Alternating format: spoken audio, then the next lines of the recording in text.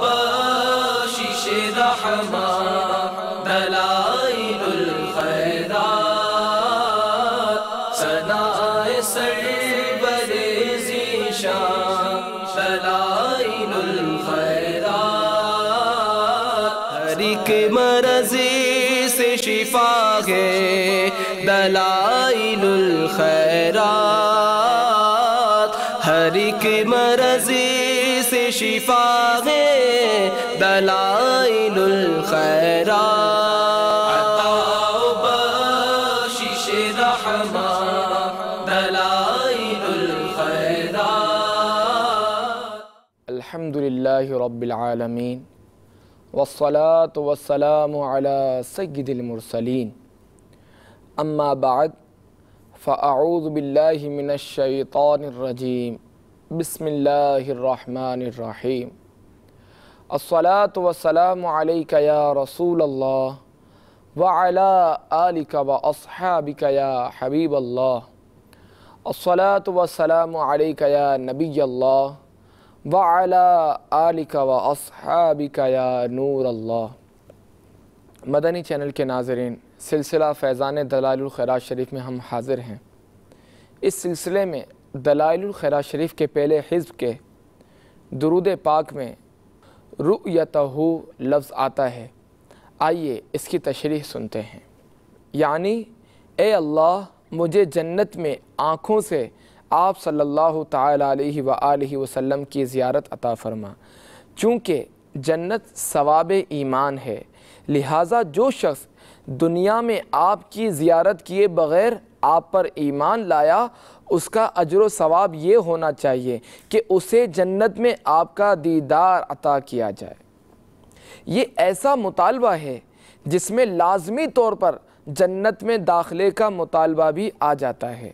یہ دعا کرنے والے کو یقینی علم نہیں کہ میں اہل جنت سے ہوں، لیکن اس نے دعا یہ کی ہے کہ مجھے جنت میں حضور صلی اللہ تعالیٰ علیہ وآلہ وسلم کی زیارت عطا کی جائے، کیونکہ اس کا مقصد اور مدعا یہی ہے، مقام بھی اسی کا تقاضا کرتا ہے۔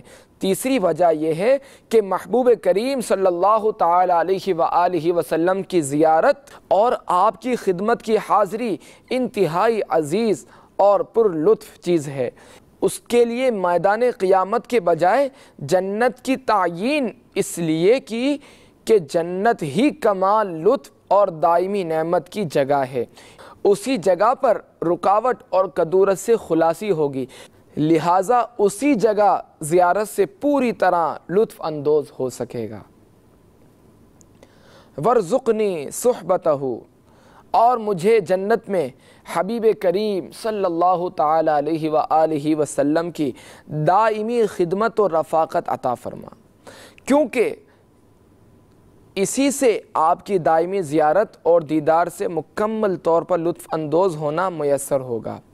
ایک معنی یہ بھی ہوگا کہ ہمیں دنیا میں آپ کی محبت عطا فرما۔ وَتَوَفَّنِي عَلَى مِلَّتِهِ، اور مجھے موت عطا فرما اس حال میں کہ میں نبی اکرم صلی اللہ تعالیٰ علیہ وآلہ وسلم کے دین پر ہوں۔ وَأَسْقِنِي مِنْ حَوْضِهِ، نبی اکرم صلی اللہ تعالیٰ علیہ وآلہ وسلم کے اس حوض پر ایمان لانا واجب ہے۔ صحیح اور مشہور احادیث میں اس کا ذکر اس صراحت کے ساتھ ہے کہ ان کے وجود کا یقین ہو جاتا ہے۔ 50 سے زیادہ صحابہ کرام علیہم رضوان نے نبی اکرم صلی اللہ تعالیٰ علیہ وآلہ وسلم سے اس کی روایت کی ہے۔ 20 سے زیادہ صحابہ کرام علیہم رضوان نے روایت صحیحین بخاری و مسلم میں ہیں، باقی روایات دوسری کتب احادیث میں ہیں۔ پھر صحابہ کرام سے روایات کرنے والے تابعین کی تعداد کئی گنا بڑھ کر ہے، اور پھر اس تعداد میں مسلسل اضافہ ہوتا رہا ہے۔ سلف صالحین اور اہل سنت متاخرین کا اس کے اس بات پر اتفاق ہے۔ چنانچہ صدر الشریعہ بدر الطریقہ مفتی محمد امجد علی اعظمی علی رحمۃ الرحمہ بہار شریعت کے حصہ اول میں احادیث کی روشنی میں عقیدہ بیان فرماتے ہیں کہ حوض کوثر کہ نبی اکرم صلی اللہ تعالی علیہ وآلہ وسلم کو مرحمت ہوا، حق ہے۔ اس حوض کی مسافت 1 مہینے کی راہ ہے۔ اس کے کنارے پر موتی کے قبے ہیں، چاروں گوشے برابر یعنی زاویے کے قائمہ ہیں۔ اس کی مٹی نہایت خوشبودار مشک کی ہے۔ اس کا پانی دودھ سے زیادہ سفید، شہد سے زیادہ میٹھا ہے اور مشک سے زیادہ پاکیزہ، اور اس پر برتن ستاروں سے بھی گنتی میں زیادہ۔ جو اس کا پانی پیے گا کبھی پیاسا نہ ہوگا۔ اس حوض کوثر میں جنت سے 2 پرنالے ہر وقت گرتے ہیں، ایک سونے کا، دوسرا چاندی کا۔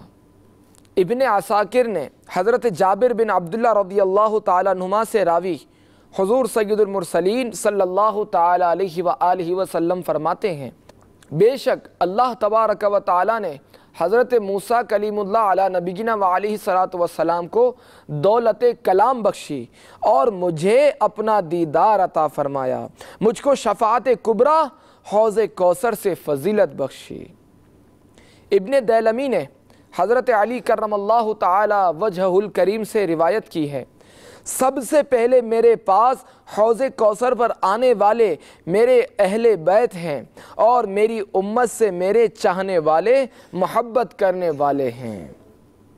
دلائل الخیرات شریف کے درود پاک میں ہے، اللہم ابلغ، درود و سلام کا تحفہ آپ کی روح انور کو پہنچایا جائے گا، منی، میری طرف سے، یہ اس لیے کہا تاکہ یہ عمل خود قائل کی طرف سے ہو، مقصد یہ ہے کہ قرب حاصل ہو، محبت کا اظہار ہو، واجب کی ادائیگی ہو، بارگاہ اقدس کی حاضری اور شرافت حاصل ہو، آپ کی مجلس میں داخلہ ملے اور آپ کی مجلس میں ذکر کی غنیمت حاصل ہو۔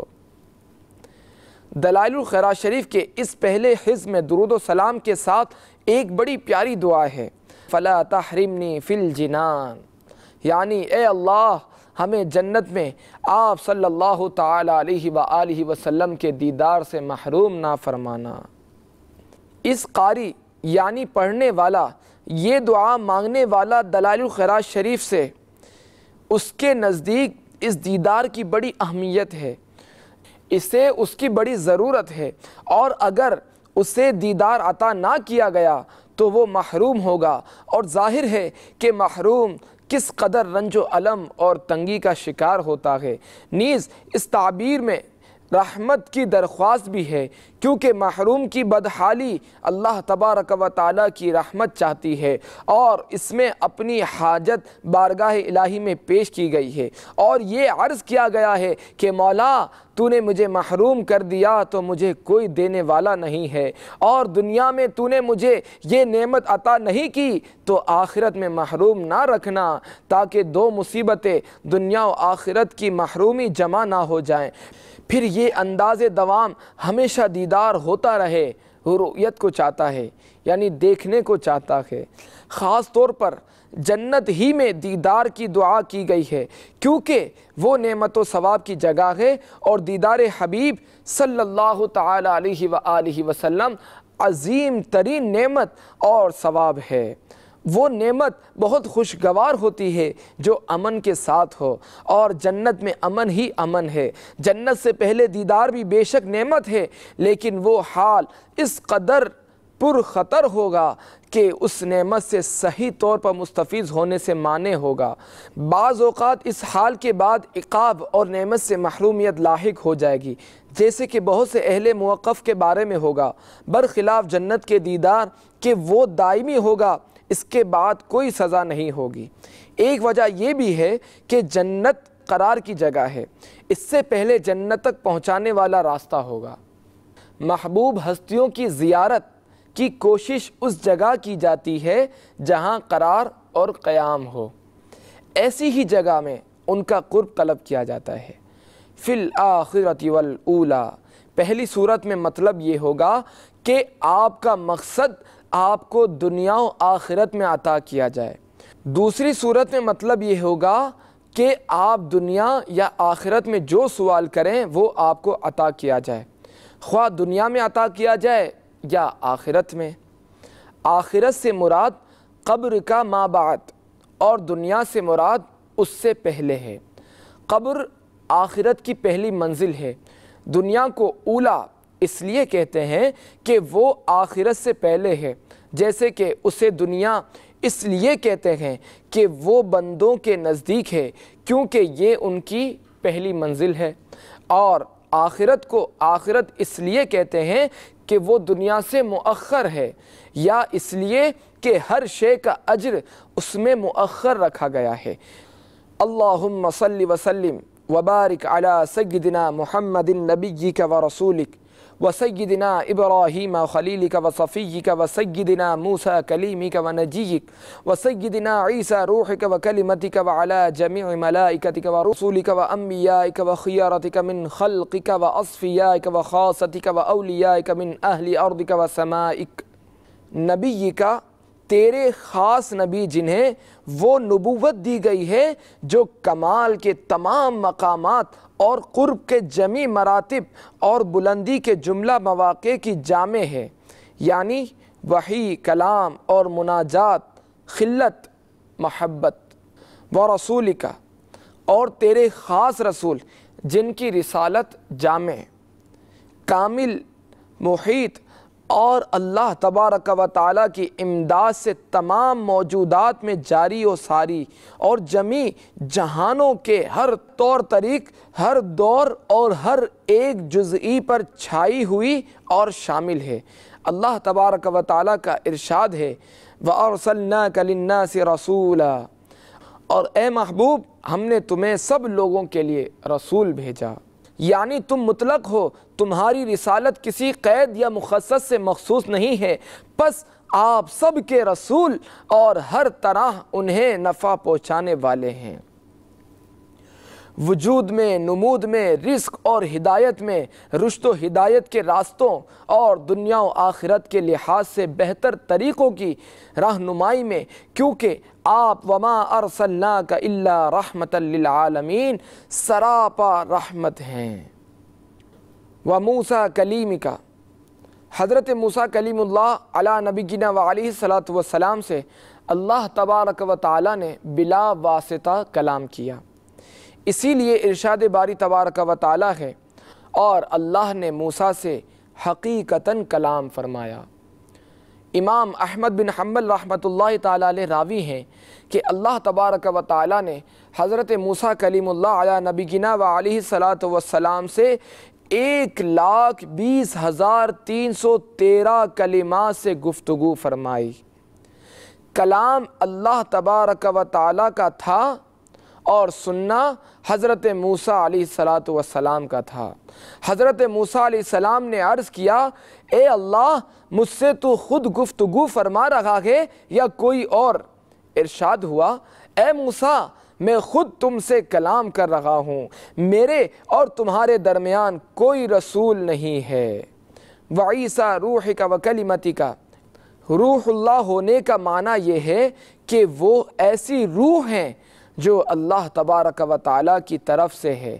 انہیں ایسی روح اس لیے قرار دیا گیا کہ اللہ تبارک و تعالیٰ نے یہ روح دے کر حضرت جبرائیل امین علیہ السلام کو حضرت مریم رضی اللہ تعالیٰ عنہا کی طرف بھیجا۔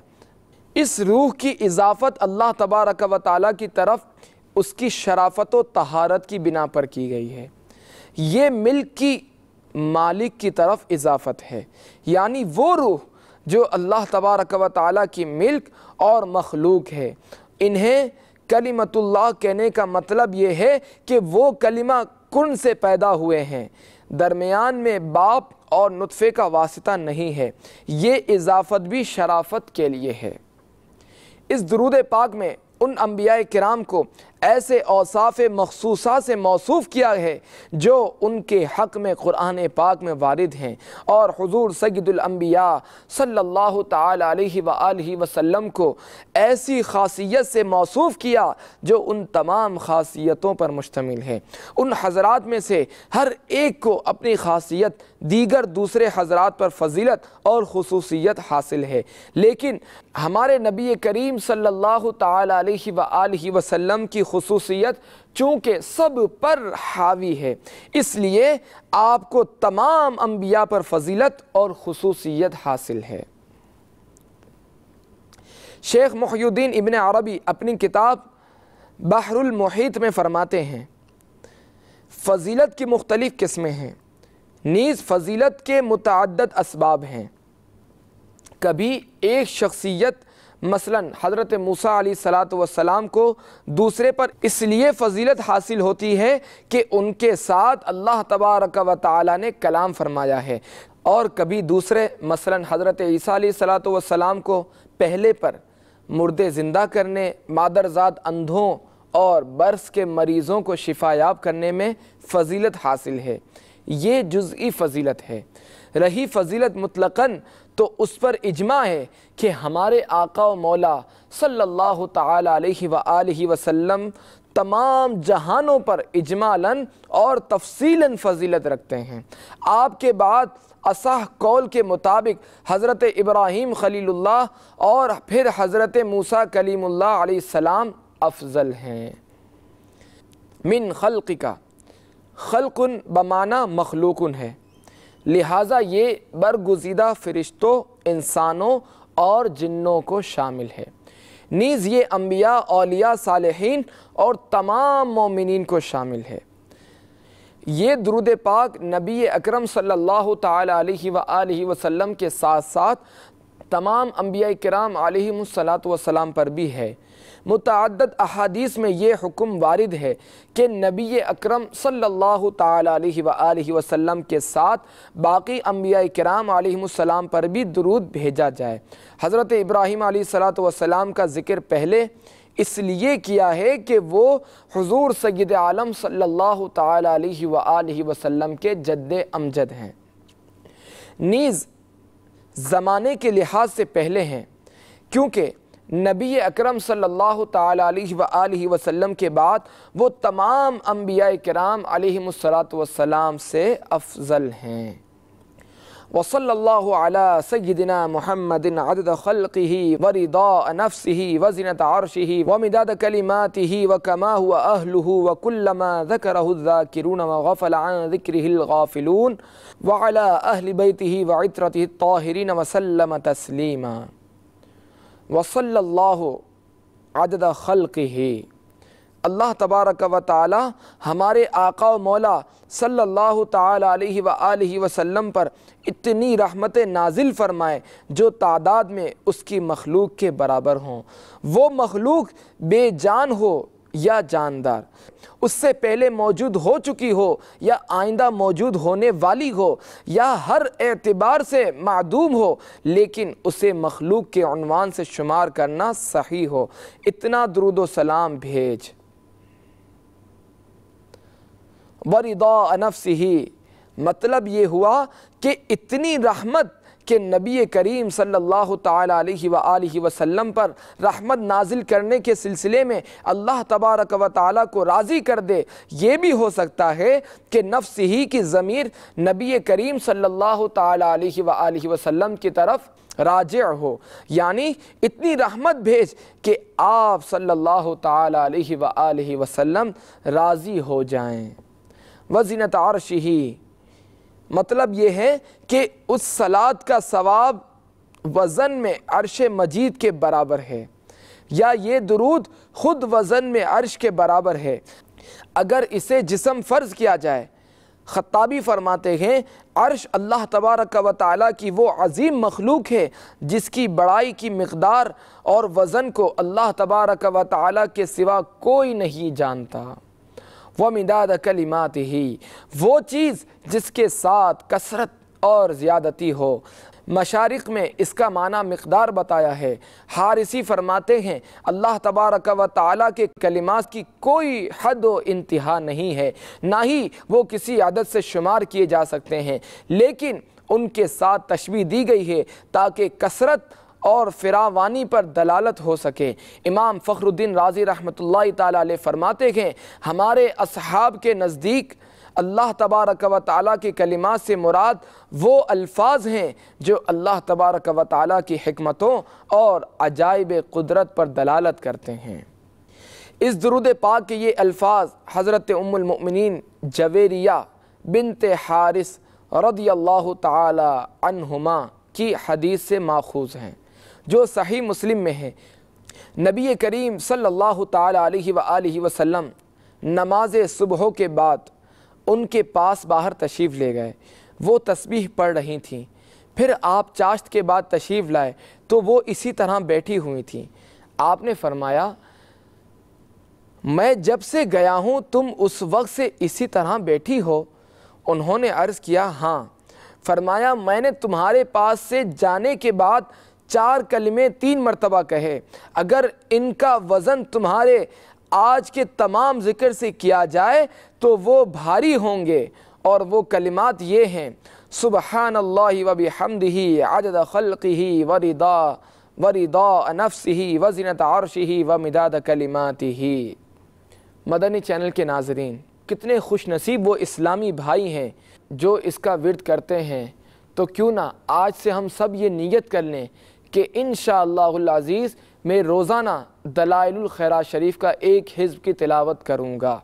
اللہ تبارک و تعالیٰ سے دعا ہے کہ ہمیں روزانہ دلائل الخیرات شریف کا ورد کرنے اور اس کو سمجھ کر پڑھنے کی توفیق عطا فرمائے، حضور پاک صلی اللہ تعالی علیہ وآلہ وسلم سے سچی محبت عطا فرمائے، آپ کے عشق میں گمائے رکھے، آمین آمین بجاہ النبی الامین صلی اللہ تعالی علیہ وآلہ وسلم۔ عطا و بخشش رحمت دلائل الخیرات، ثناء سرور ذیشان دلائل الخیرات، ہر ایک مرض سے شفا ہے دلائل الخیرات، ہر ایک مرض سے شفا ہے دلائل الخیرات، عطا و بخشش رحمت